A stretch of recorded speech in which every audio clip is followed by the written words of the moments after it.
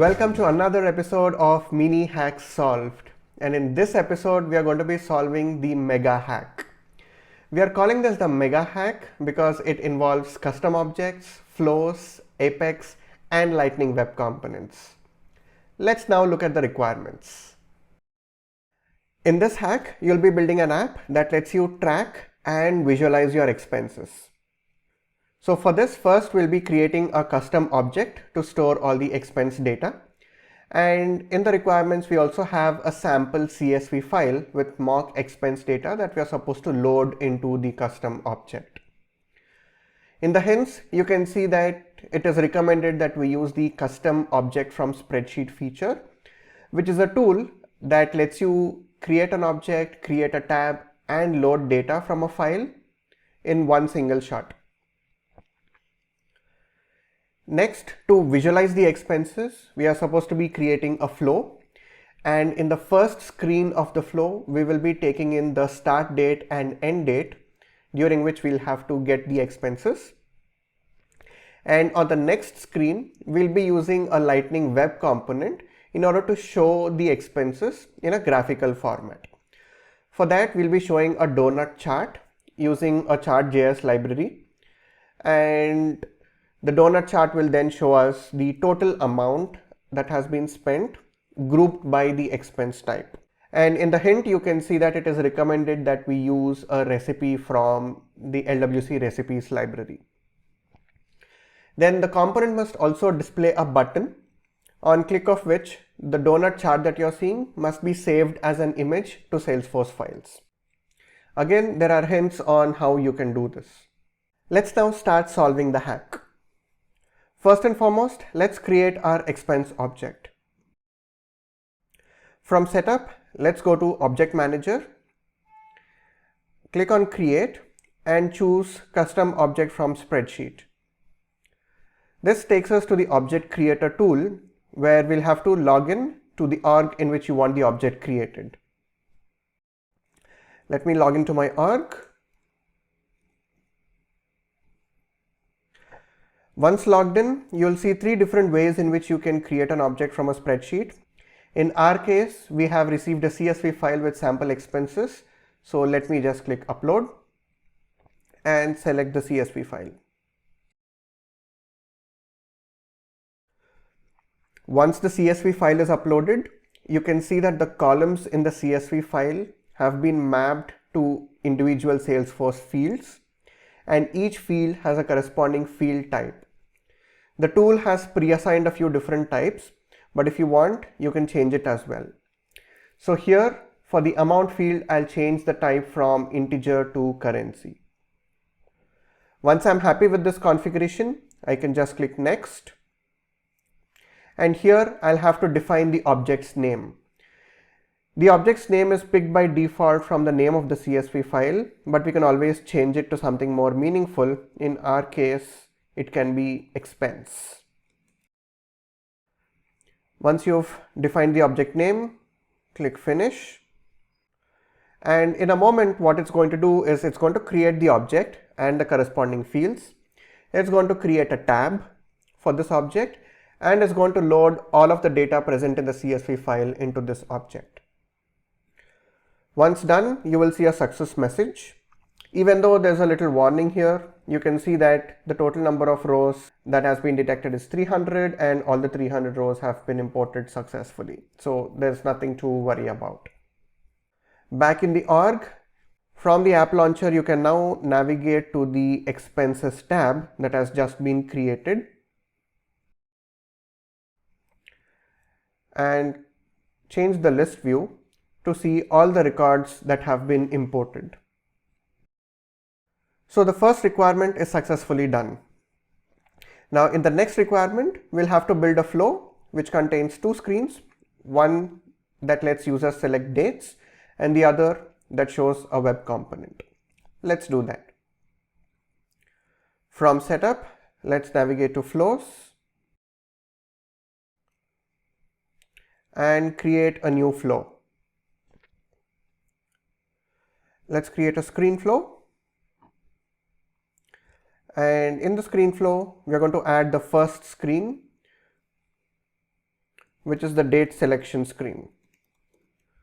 So once I've given the screen its name, I can drag and drop the input element, which is date, onto the flow, give it a name, let's say start date, and since it's a required field, we are going to select the required checkbox. Similarly, we are going to drag and drop another date field and call it the end date, which is also a required field. And that's pretty much it. It's as simple as that. So let's click done. Now for our second screen, we are supposed to create a Lightning web component that displays a donut chart. And from the hints, it is mentioned that we can use the libs Chart.js recipe. So what I've done here is I've cloned the LWC Recipes repository and opened it up in VS Code. From here, I can navigate to the libs Chart.js recipe, and I can copy this and paste it into my project. So this is the project that I'm working on currently. So let me paste the recipe into the LWC folder. This recipe uses a third-party library called Chart.js.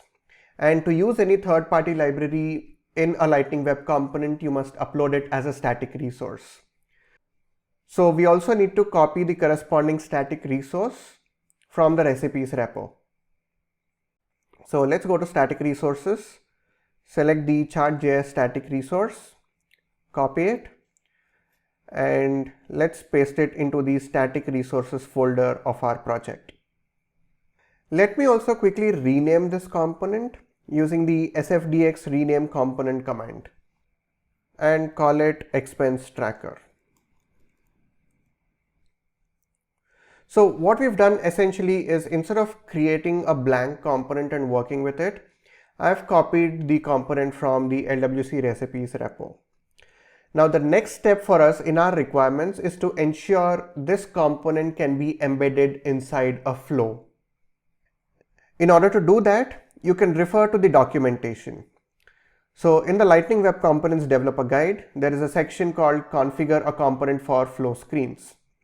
In that, you can see that in order to make a component usable in a flow screen, you must use this target, which is Lightning Flow Screen. Let me copy this and paste it into my component.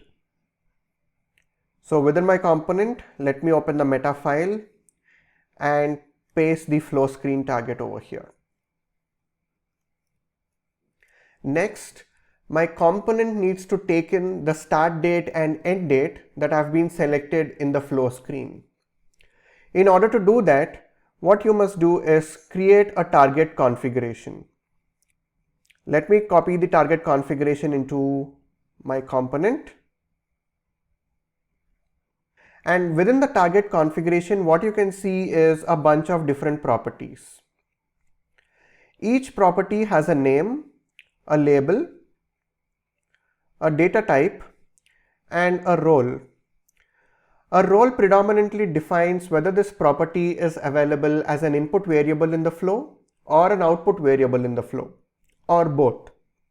Now in our case, we are going to need two properties. One is a start date and end date, both of which are input properties because the flow must be sending these values as an input to our component, and both of these properties are of type date.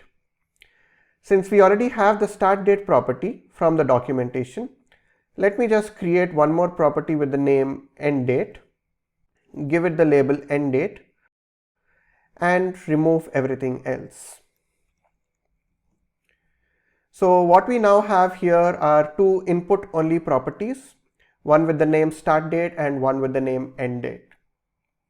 Each of these properties must have a corresponding public property in the component's JavaScript file with the same name. So in the next step, what we are going to do is create two public properties in our JavaScript file. To do that, I'll be using the API decorator. So let me just import the decorator. And within the class, I'm going to create two public properties, one with the name start date and one with the name end date. you'll have to ensure that the names of these properties are exactly same as that of the name you have defined in the meta file. So with this, we are done with the basic component where you are taking inputs from the flow and assigning it to a property in the JavaScript file. The component itself is displaying a donut chart, which we have taken right from the recipes. So what we can now do is deploy these to our org and see how it works. So first, let me deploy the static resources, and then I will deploy the Lightning Web Components. Once the LWC is deployed, you can go back to the flow builder and add a new screen. Let's give it a name. And from the list of components on the left hand side, you can now see our new LWC expense tracker. So let's drag and drop this onto the UI. We can give it a name, and you can see both the properties that we have defined in the target now appear here. So what we can do is pass in the flow variables to these properties. So for end date, we can pass in the end date screen components value, and for the start date, you can pass in the start date screen components value, and click done. Let's click save and debug the flow to see how it works. On the first screen, let's select the start date, end date, and click next. And what you can see here is the Chart.js component that is shown as expected, but with hard-coded values. Now, as per the requirement, the chart must show the total amount spent grouped by the expense type.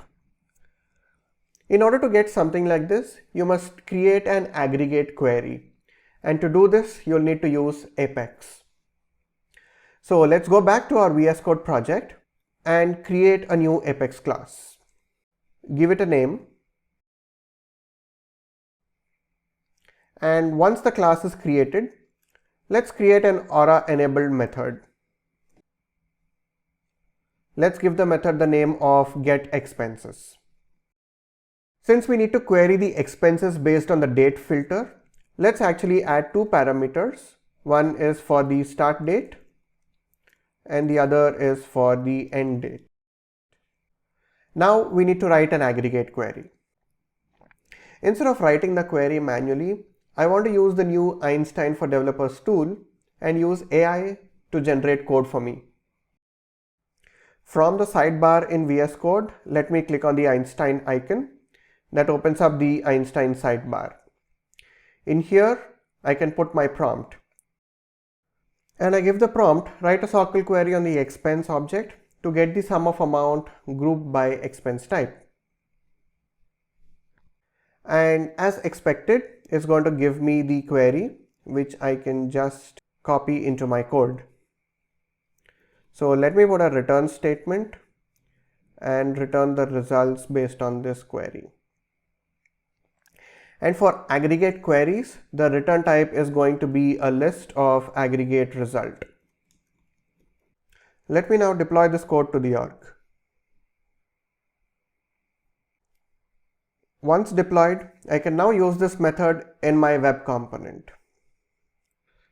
Before we use this Apex method, let's understand how to supply data to the Chart.js library.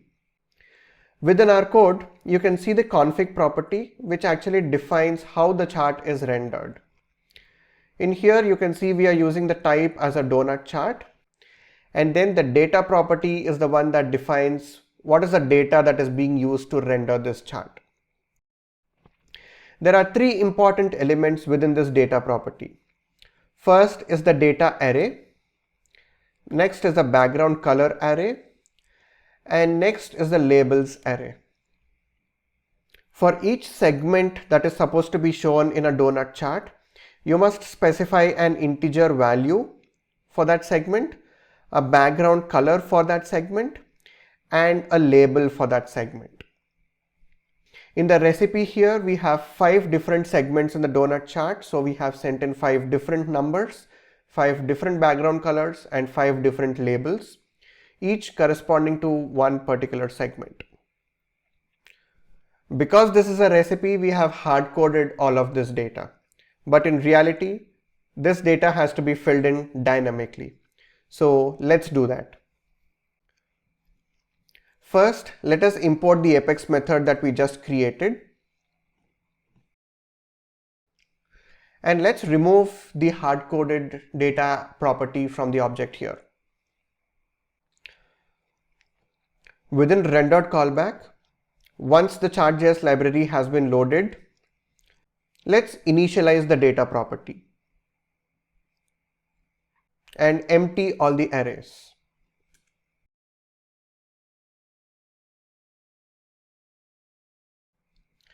Now, let's call our Apex method to get the data that we need. You can invoke the Apex method either using the promise-based syntax or using async await. Since the rendered callback is already using async await, let me follow the same pattern. So I'll create a property called expense result to hold the result of the Apex method. And then I'll write await get expenses, which is our Apex method. Since the method takes in two parameters, one is the start date and end date, let me pass those in as well. So essentially what the result is going to contain is a list of expense types along with the total amount for each expense type. So in order to populate the data, background color and the label arrays, I need to loop through the expense results, which I can do using the for each loop. And for each expense type, I can push the data into the data set. So what I'm going to do here is write datasets of 0 dot data dot push element dot total amount. Here, total amount is the alias that we have given to the aggregated field in the SOQL query. Just like we have pushed data into the data property, we also need to push the label to the label property. And in this case, the label is going to be the expense type.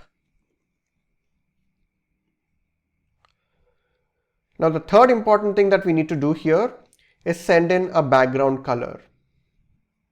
And for each element in the array, I want to generate a random background color.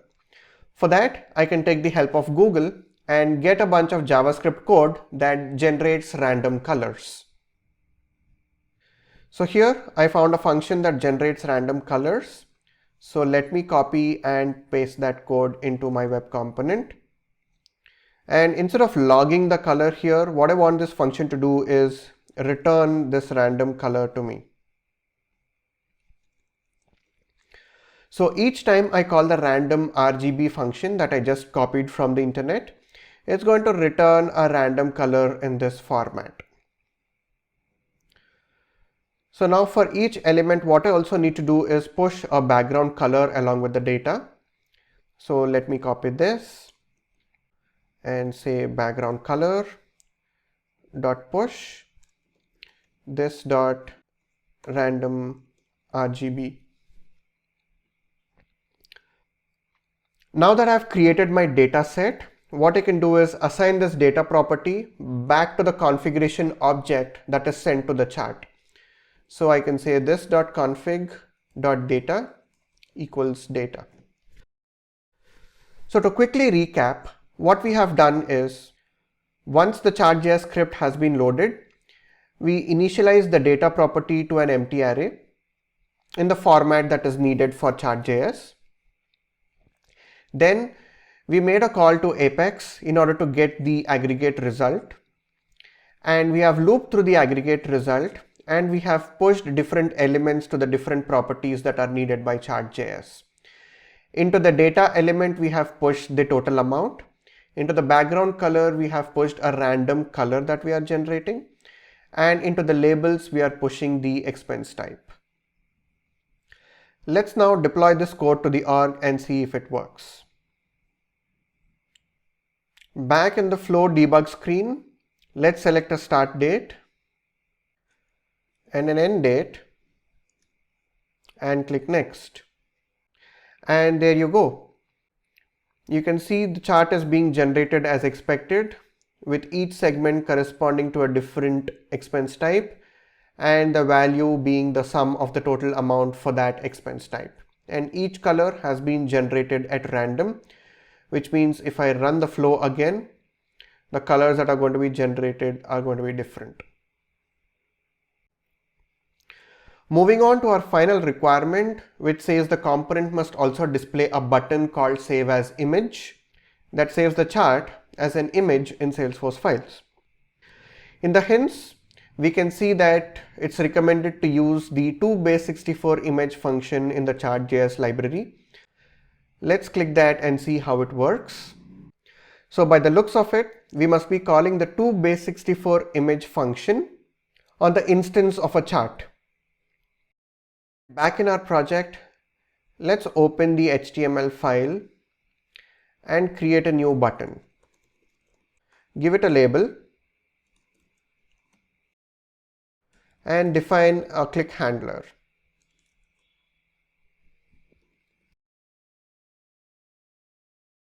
Back in our JavaScript file, let's define the click handler.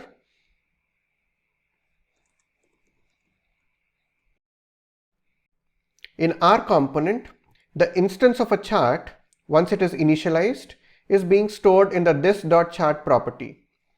So in order to generate the image, we must be calling the toBase64 image function using this.chart property. So let's do that. So I'll write const generated image is equal to this.chart.toBase64 image. Now the generated image variable is going to store a base64 representation of the chart that has been generated. Now how do we save this as a Salesforce file? And for that, in the hints, we know that we'll have to use the ContentVersion object.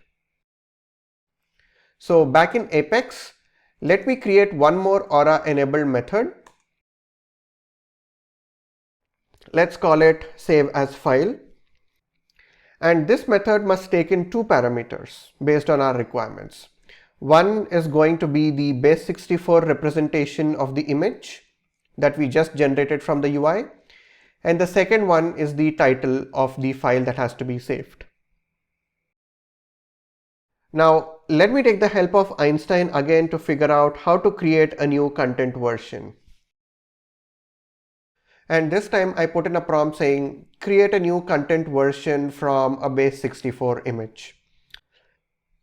And as you can see, it has generated some code, which looks good to me. So let me just copy paste that.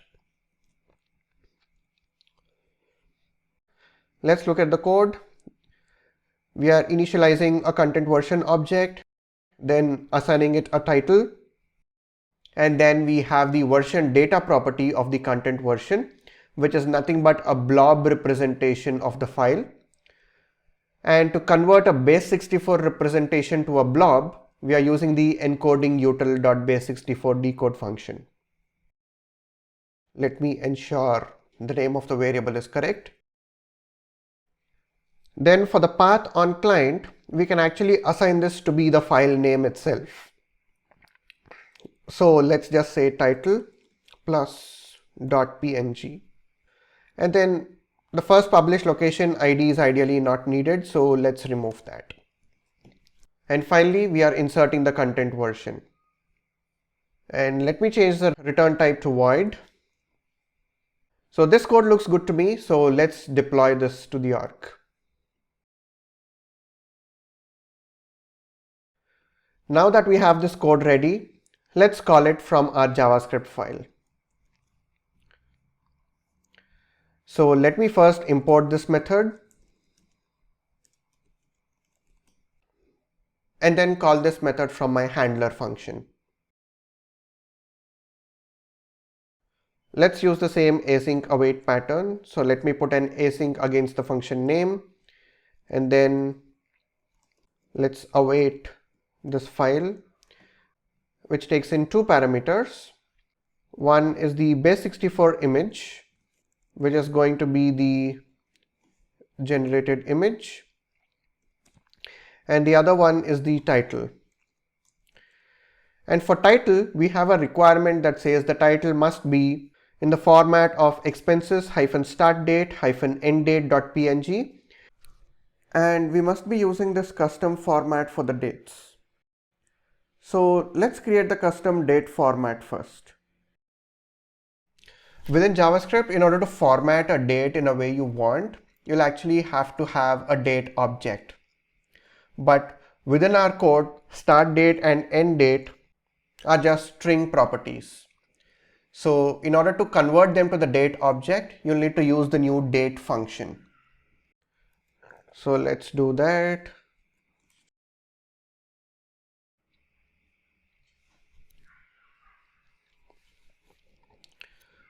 So for both start date and end date, I've converted them to the date object using new date.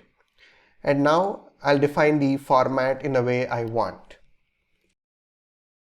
So I'll be using the get full year function in order to get the year in the YYYY format.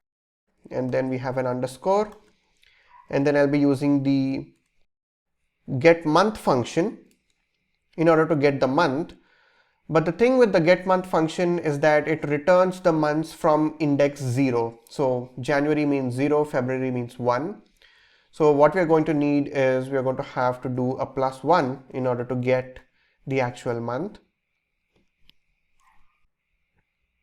And then we have another underscore. And then we have startDate.get day. I'm going to copy this and create a similar format for the end date as well. And now for the title, I'm going to have expenses hyphen start date hyphen end date. So hopefully this works. So what I'm going to do is put in a bunch of console log statements. One for generated image, one for start date format, and one for the end date format to see if I have everything configured correctly or not. So let me click on deploy and give this a try. So I'll enter the start date, the end date, and click next.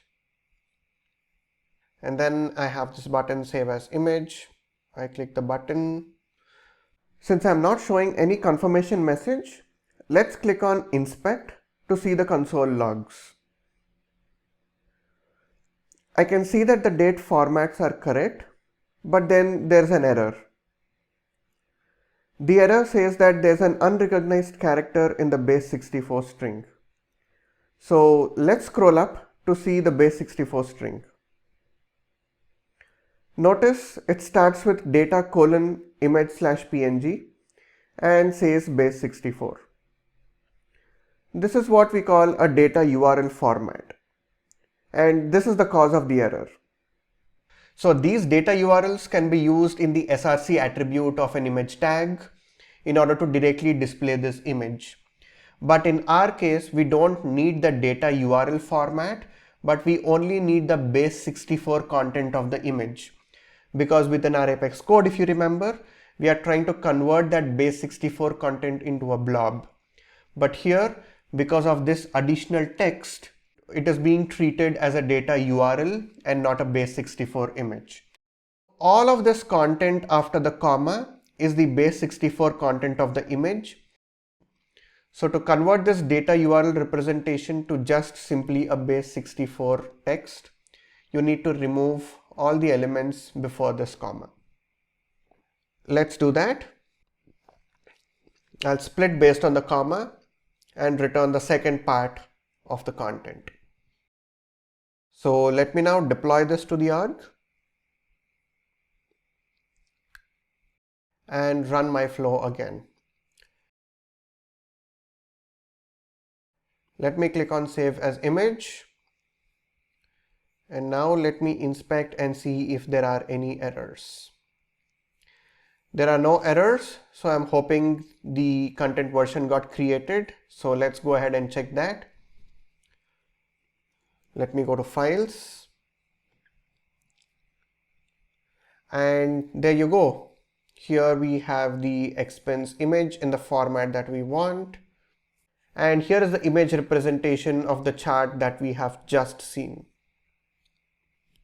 So with that, I'm technically done implementing all these requirements. But as you've seen, I have not done any error handling yet, or I'm not showing any success message using a toast, whether the image has been generated or not. So all of these are additions that you can still go ahead and do to this to make it a more full-fledged implementation. Now, if you're someone who's not comfortable working with dates in JavaScript, an alternate implementation is for you to pass in the start date and end date directly to Apex, and then use the format function of the datetime class in order to format the dates according to the requirement. As you've seen, there are different approaches to solving this hack. If you have an approach in mind that I haven't shown you, then please leave it down in the comments of this video. If you like this video, give it a like. And don't forget to hit the subscribe button to get notified whenever we release new videos.